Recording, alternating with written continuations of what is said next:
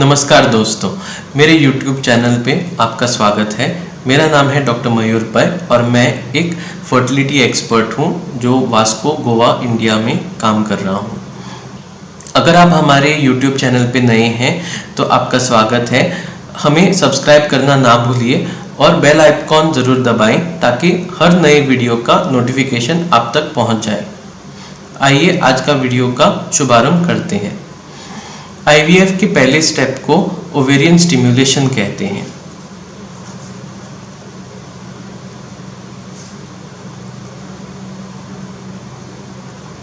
Ovarian stimulation का मतलब है कि आपके अंडाशय या ओवरी से अंडे का प्रोडक्शन करना। इसके लिए हम महिला को MC के दूसरे या तीसरे दिन पे हॉस्पिटल में बुलाते हैं चेकअप के लिए।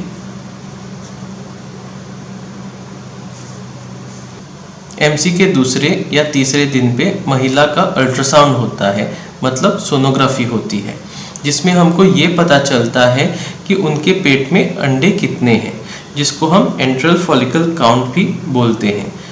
हम और कोई अन्य बीमारी है या नहीं इसकी भी जानकारी रखते हैं, जैसे कि आपको सिस्ट है या नहीं।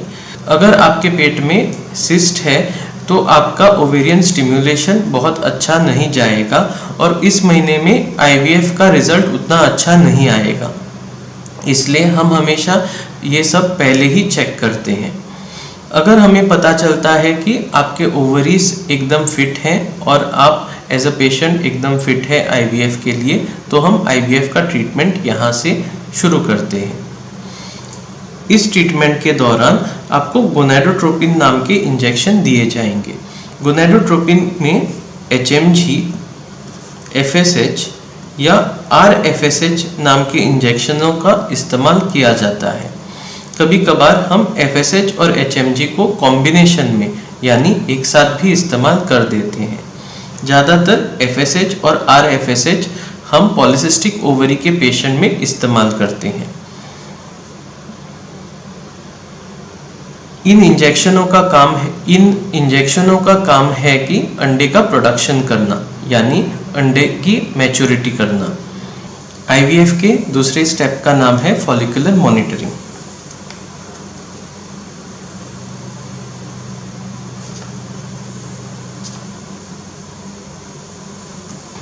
फॉलिकुलर मॉनिटरिंग को हम फॉलिकुलोमेट्री या फॉलिकुलर ट्रैकिंग भी कहते हैं। इसमें हम ये जान लेते हैं कि ये गोनाडोट्रोपिन इंजेक्शन जिसका इस्तेमाल हमने फर्स्ट स्टेप में किया है, इसका क्या इफेक्ट वो महिला में आ रहा है, मतलब आपके अंडों का प्रोग्रेस कैसा है। हमेशा हम देखते हैं कि डे 2 या डे 3 पे अंडे छोटे रहते हैं। जैसे हम फॉलिकुलर मॉनिटरिंग करते हैं तो हमको पता चलता है कि ये अंडों का मैच्योरिटी हो रहा है। औरत के 10 से 12 दिन के बीच में हमें पता चलता है कि उनका जो अंडा है वो करीबन 18 mm का हो गया है, जिसको हम मैच्योर फॉलिकल भी कहते हैं। मैच्योर फॉलिकल का मतलब है कि ये अंडा अभी IVF के लिए तैयार है। जैसे ही आपका फॉलिकल 18 mm का हो जाता है तो हम इसमें ट्रिगर शॉट करके या ट्रिगर इंजेक्शन देते हैं। ट्रिगर इंजेक्शन आपके थर्ड स्टेप का नाम है। ट्रिगर इंजेक्शन में हम HCG 10,000 इंटरनेशनल यूनिट्स का इस्तेमाल करते हैं, जो आपके अंडे की फाइनल मैच्योरिटी में मदद करता है। जब आपकी अंडे की फाइनल मैच्योरिटी होती है तो उसमें M2 oocyte की पैदाइश होती है। M2 oocyte फुल्ली मैच्योर अंडे का नाम है और आपके IVF साइकिल में बस M2 oocyte ही आपको बच्चे देगा। ये सब प्रोसेस 35 से 36 आवर्स का रहता है, मतलब 35 से 36 घंटों का रहता है, जिसके बाद हम OPU मतलब ओवन पिकअप भी कर सकते हैं। OPU वो प्रोसेस का नाम है जिसमें आपके अंडे हम आपके बॉडी से बाहर निकालते हैं IVF के प्रोसीजर के माध्यम से। ये प्रोसेस ट्रांसवजाइनल oocyte रिट्रीवल भी कहा जाता है, जिसमें ट्रांसवजाइनल अल्ट्रासाउंड की मदद से हम आपके oocytes मतलब अंडे रिट्रीव करते हैं, मतलब निकालते हैं। ये सब कुछ जनरल एनेस्थीसिया या स्पाइनल एनेस्थीसिया के अंडर होता है, जो एक बहुत शॉर्ट एक्टिंग एनेस्थीसिया है। आईवीएफ के प्रोसेस के दौरान पेशेंट को कोई पेन या दर्द या डिस्कम्फर्ट नहीं होता है और पेशेंट कुछ ही घंटों में घर चला जाता है। आईवीएफ का प्रोसेस एक छोटे से सुई के इस्तेमाल से होता है, जिसमें कोई भी ब्लड लॉस या कोई भी पेन नहीं होता। आईवीएफ के नेक्स्ट प्रोसेस का नाम है फर्टिलाइजेशन। फर्टिलाइजेशन वो प्रोसेस है जिसमें महिला के अंडे और पति के स्पर्म को कंबाइन करते हैं, यानी जोड़ते हैं बच्चा बनाने के लिए। आईवीएफ लैब में महिला के अंडे और पति के स्पर्म्स जोड़े जाते हैं आपको एम्ब्रियो यानी टेस्ट ट्यूब बेबी बनाने के लिए। ये सब करने के लिए दो किस्म के ट्रीटमेंट्स का इस्तेमाल करते हैं। एक को कन्वेंशनल आईवीएफ कहते हैं, जिसमें अंडों और स्पर्म को एक साथ रखा जाता है और फर्टिलाइजेशन नेचुरल तरीके से होता है, मतलब स्पर्म अंडे के अंदर प्रवेश नेचुरल तरीके से करता है। अगर पति में स्पर्म की कमी है, यानी कि स्पर्म का काउंट या स्पर्म की मोटिलिटी या स्पर्म की मॉर्फोलॉजी पुअर है, तो हम इक्सी के द्वारा टेस्ट ट्यूब बेबी का प्रोसेस कर सकते हैं। इक्सी वो ट्रीटमेंट है जिससे पति अपने स्पर्म काउंट को कम होने के बावजूद भी खुद बाप बन सकता है। अगले स्टेप का नाम है एम्ब्रियो डेवलपमेंट।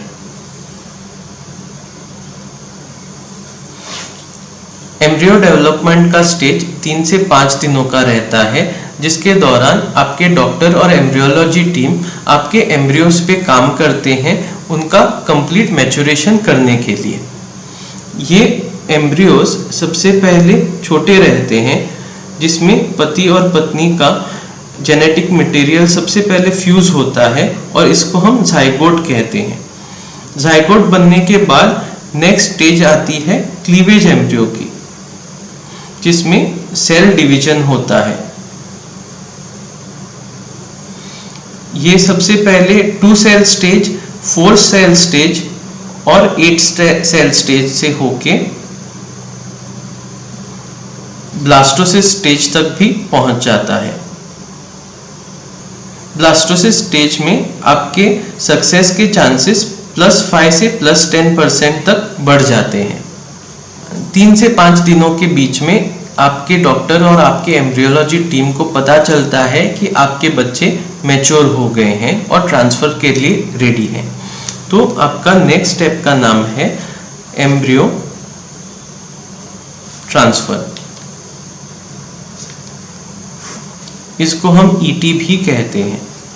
इस दिन पे हस्बैंड और वाइफ हॉस्पिटल में आके डे केयर में एडमिट हो जाते हैं और ये प्रोसेस चालू करने के पहले उनको कुछ दवाइयाँ दी जाती हैं।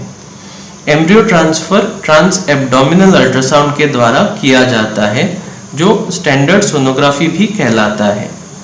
इस ट्रांसफ़र के दौरान कोई किस्म की एनेस्थीसिया या बेहोशी का इंजेक्शन नहीं दिया जाता और महिला टीवी पे उनका एम्ब्रियो ट्रांसफ़र का प्रोसेस पूरी तरीके से देख पाती है।